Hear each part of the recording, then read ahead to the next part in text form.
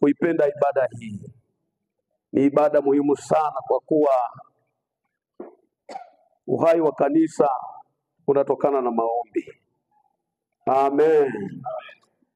Basi ni washukuru pia watumishi wa Mungu ambao mmetuhudumia, kiongozi wa ibada, lakini pia kundi zima la praise. Bwana awabariki sana. Amen. Niliweza kuahidi kwamba kama nitapata neema ya kusimama kama nilivyosimama Jumatano, nitaendelea na ujumbe ambao tumeshirikishana ile siku ya Jumatano, na tunamshukuru sana Mungu alituhudumia kwa kadiri alivyokuwa anataka yeye. Ninaamini hata leo Mungu atatuhudumia. Amen. Muhimu uwepo kwa maana ya kuwepo, lakini uwe na utayari wa kukubali kile ambacho Mungu anazungumza na wewe asubuhi ya leo. Kwa wale ambao hamkuwepo, tumekuwa na ujumbe ambao ulikuwa unahusu kuhubiri Injili si chaguo kwa kanisa, lakini tukaona ni wajibu wa lazima. Tulikuwa tunajifunza kuhusu kuhubiri Injili si chaguo kwa kanisa, lakini ni wajibu wa lazima. Na kwenye mabano unaweza ukaweka ni agizo kuu kwa kanisa. Bwana Yesu asifiwe sana. Na tunaposema kanisa, siku ile nikafafanua sana. Nikasema usiwe unaangalia kwa kumaanisha kwa kuliangalia kundi, lakini nikaenda zaidi kwamba usiangalie jengo. Unapoona watu wanatafsiri jengo kama kanisa, wanamaanisha kwamba watu waliomo mle ndio kanisa, lakini hili ni jengo. Maana yake tusipoingia hapa haliwezi kuitwa kanisa. Si kweli watumishi wa Bwana? Yaani tusipokuwepo hapa tukabadilisha hili jengo matumizi, haliwezi kuitwa kanisa. Kwa hiyo kwa maana hiyo ni kwamba tunaposema kanisa, maana yake unaelewa kwamba ni mimi.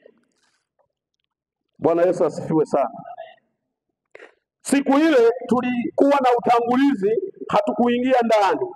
Na kwenye utangulizi kuna mambo mengine ambayo yawezekana pengine ukajiuliza sasa na haya yana maana gani? Lakini kila tulilokuwa tukilitamka nikilifundisha hapa na kuliwekea mfano lilikuwa na maana.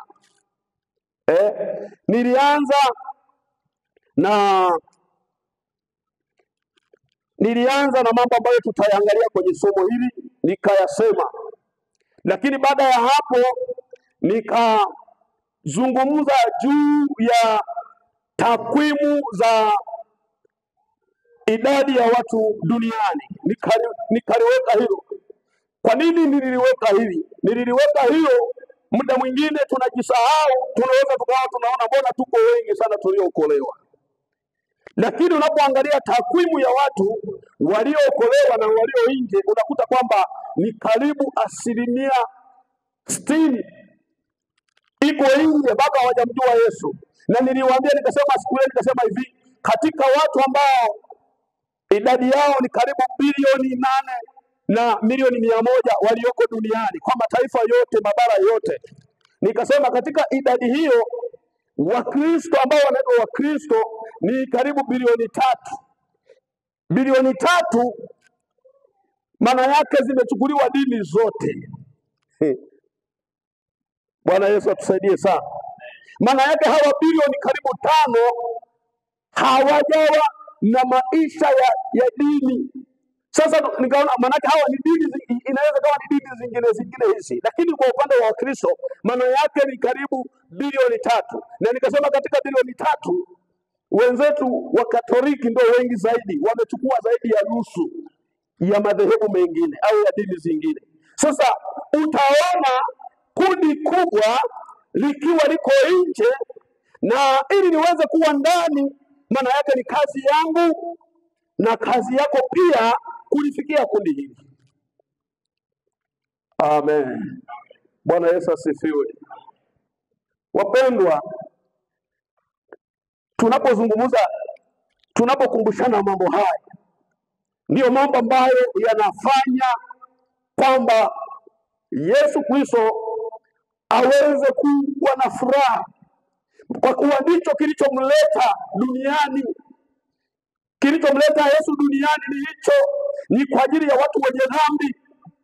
Sasa tukaangalia ile takwimu, tulipoangalia zile takwimu tukakuta hawa wengi ambao hawajafikiwa, nikazungumza ni kwamba ni watu ambao wengine ni wa karibu na mimi, lakini wengine ni wa karibu na wewe,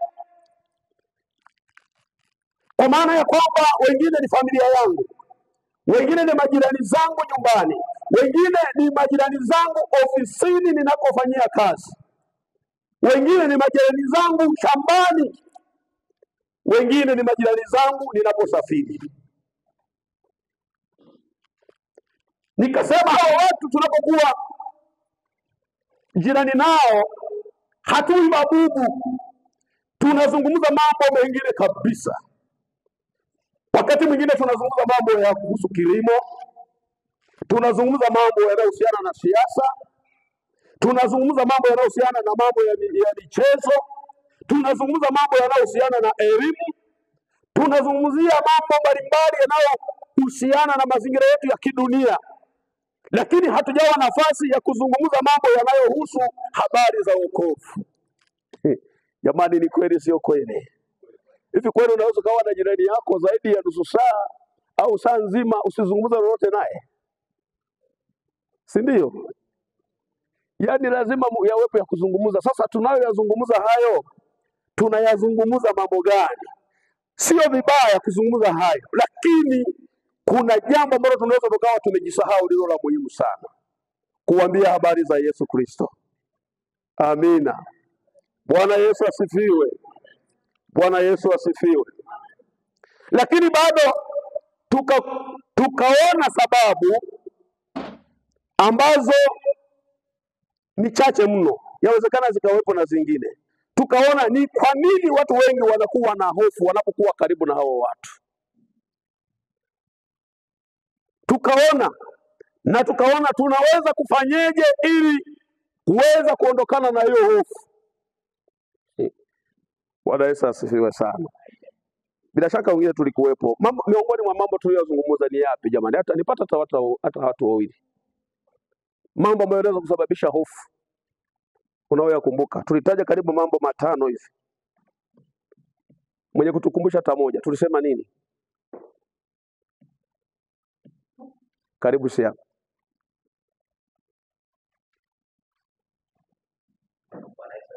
Amen.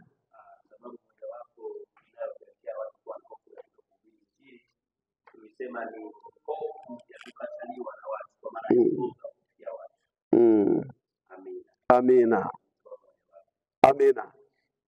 Tukaona kama mtumishi wa Mungu ambavyo ametukumbusha hapa, tukaona kuna mambo machache, tukaangalia mambo machache yanayoweza kawa sababu ya kushindwa. Yaani umeshinda na mtu muda mwingine sio siku moja, umeshinda naye siku ya kwanza, siku ya pili, na hatimaye mwaka unaisha,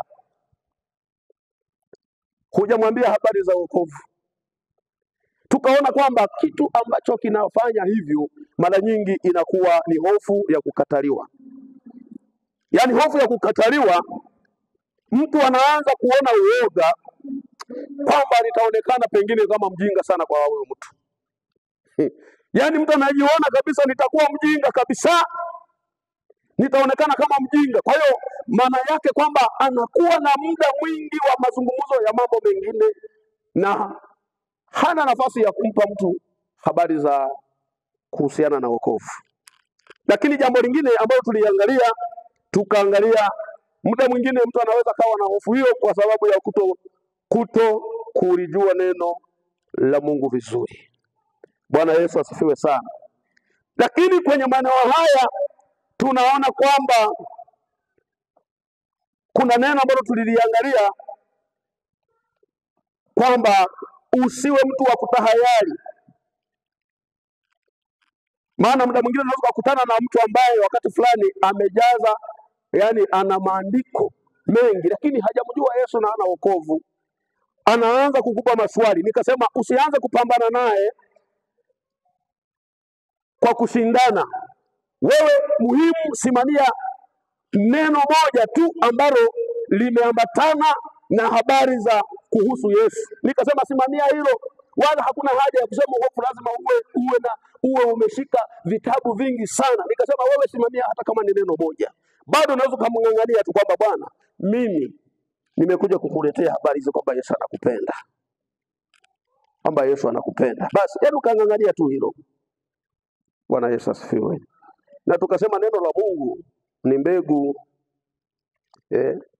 Nikawapa ushuhuda fulani hapa kwamba kuna mpendwa nilikuwa nikimshuhudia, tena sio mwaka mmoja, zaidi ya miaka nadhani 12, lakini sikukata tamaa, pamoja na kwamba alikuwa anadharau sana nilichokuwa nikimwambia.